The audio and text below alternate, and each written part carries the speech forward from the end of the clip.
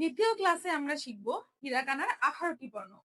বিগত ক্লাসে আমরা 20টি বর্ণ শিখেছি, এখন আমরা 18টি বর্ণ শিখবো। তো আজকে আমরা শিখবো হচ্ছে না রো এর বর্ণগুলো। এর আগের তা পর্যন্ত আমাদের শেখা শেষ। এবার আমরা না, নি, নু, নে, নো এগুলো শিখবো। শুরু করব না দিয়ে।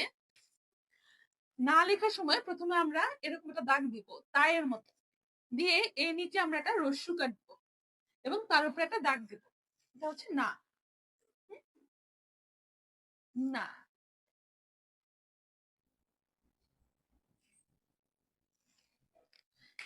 এবার শিখবো হচ্ছে নি। নি লেখার সময় প্রথমে আমরা একটা সোজা দাগ দিব, চাইলে নিচে দিয়ে এরকম দিতে পারি বা জাস্ট সোজাও দিতে পারি। এরপরে পাশে দুটো দাগ, দুটো নি কারেক্ট। নি। এরপরে আমরা শিখবো নু। নুটা একটু খেয়াল করতে হবে ভালো করে।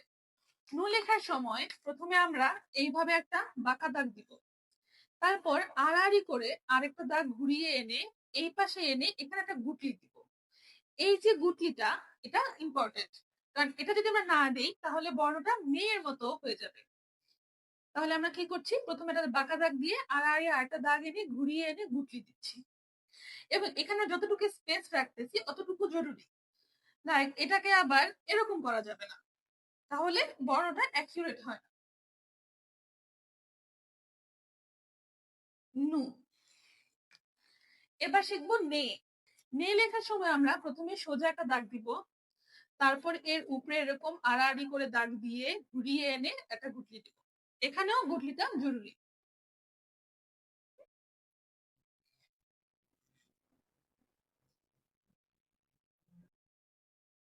নে। এরপরে শিখবো হচ্ছে নো। নো লেখাটা সহজ, এটা হচ্ছে নাইনের মতো অনেকটা, কিন্তু উপর করে থাকা নাইনের মতো। এই যে নো, উপর করে থাকা নাইনের মতো হবে নো। এবং প্রথম ক্লাসে আমরা যেরকম বলেছিলাম যে জাপানি বর্ণটাকে আমরা একটা বক্সে রেখে লেখার মতো ইমাজিন করব। তার কারণ যেটা হবে এই লেভেলের সাথে এই লেভেলটা মিলবে। নো আমরা এরকম করে ফেলতে পারবো না, বা নো আমরা এরকম দিতে পারবো না। এটাকে একদম বরাবর এটার সাথে এইটার লেভেল মিলতে হবে, তাহলে পারফেক্টলি নো হবে। নো এর পরে হচ্ছে আমরা শিখবো এর পরের 5টা বর্ণ, সেটা হচ্ছে হা, হি, ফু, হে, হো। এখানে ব্যতিক্রম হচ্ছে হা হি এর পরে হু হচ্ছে না, এটাকে উচ্চারণ করতেছে ফু। হা, হি, ফু, হে, হো। তাহলে প্রথমে আমরা শিখবো হা। হা লেখার সময় প্রথমে আবার নিচে ভাবে লিখেছিলাম এরকম একটা দাগ দিব, দিয়ে এর পাশ ঘেঁষে একটা দাগ এভাবে ঘুরিয়ে আনবো, এনে উপরে একটা দাগ। হা। সেম। হা। এরপরে আমরা লিখবো হচ্ছে হি। হি লেখার সময় প্রথমে আমরা এরকম একটা দাগ দিব, দিয়ে এই জায়গা থেকে ঘুরিয়ে এনে এখানে একটা দাগ হবে হি। প্রথম প্রথম একটু জটিল লাগতে পারে, কিন্তু হি। এরপরে আমরা লিখবো হচ্ছে ফু। ফু কয়েকভাবে লেখা যায়। বহুল প্রচলিত যেটা আমরা শেখাই সেটা হচ্ছে প্রথমে একটা এরকম বাঁকা দাগ, অনেকটা নাকের মতো, তারপর এখানে একটা দাগ, এখানে একটা দাগ, এখানে একটা দাগ, ফু।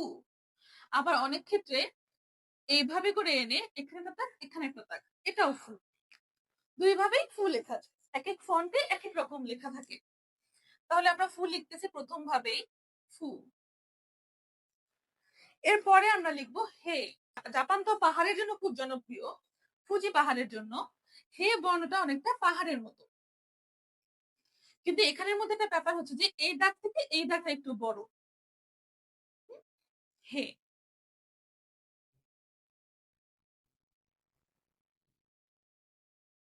হে। এরপরে আমরা লিখবো হচ্ছে হো। হো অনেকটা প্রথমে যে আমরা দেখলাম হায়ের মতো। হা আমরা লিখেছিলাম প্রথমে একটা এরকম দাগ, তার পাশে আরেকটা এভাবে ঘুরিয়ে এনে একটা দাগ। আর হতে আমরা সেম এটা লেখার পরে আরেকটা দাগ দেব, তাহলে হয়ে যাবে হো। হো।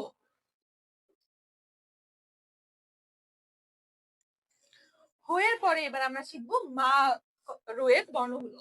মা, মি, মু, মে, মো। হয়ের সাথে একদমই মায়ের মিল আছে। হতে আমরা করেছি প্রথমে একটা সোজা দাগ দিয়ে এই অংশটা দিয়েছি। মাতে জাস্ট পাশের অংশটা থাকবে, বাম পাশের দাগটা মুছে যাবে। মা হচ্ছে এই সিম্পলি মা। মা। এবার শিখবো মি। মি অনেকটা বাংলার ময়ের মতো দেখতে। প্রথমে এভাবে দাগ দিব, দিয়ে এভাবে বাঁকা করে ঘুরিয়ে এনে এখানে একটা দাগ দিব। মি।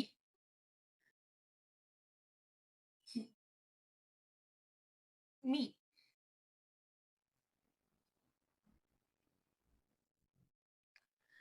মি এর পরে মু। মু অনেকটা আমরা এর আগে ক্লাসে শিখেছিলাম সু এর মতো।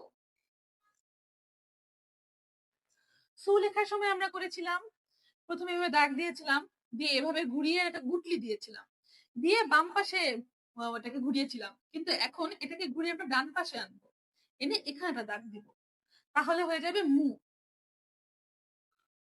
মু। মু। এরপরে মে।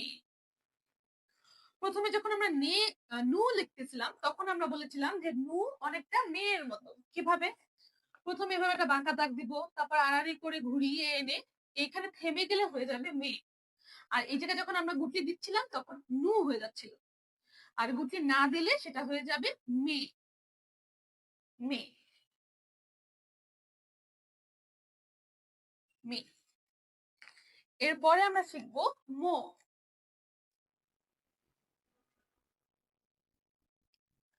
মো এভাবে সোজা একটা দাগ দিয়ে এখানে দুটা দাগ, সিম্পল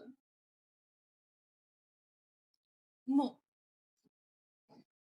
এবার মো শেখার পরে আমরা বলেছিলাম যে আকাশ তানহা মা ইয়া, সেই ইয়া থেকে আমরা এখানে তিনটা বর্ণ শিখবো, ইয়া, ইউ, ইয়ো। এখানে উচ্চারণটা অনেক ইম্পর্টেন্ট, কারণ হচ্ছে উচ্চারণ একটু ভুল করলে আমরা হিরাগানার শব্দগুলো ভুল উচ্চারণ করব। ইয়া, ইউ, ইয়ো, এই তিনটার উচ্চারণ ভালো মনে রাখতে হবে। তাহলে প্রথমে আমরা ইয়া দিয়ে শুরু করব। ইয়া লেখার সময় প্রথমে একটা বাঁকা দাগ, তারপরে এইভাবে একটা দাগ ঘুরিয়ে এনে এইখানে একটা দাগ, ইয়া। ইয়া। ওকে, ইয়া। এরপরে আমরা লিখবো হচ্ছে ইউ।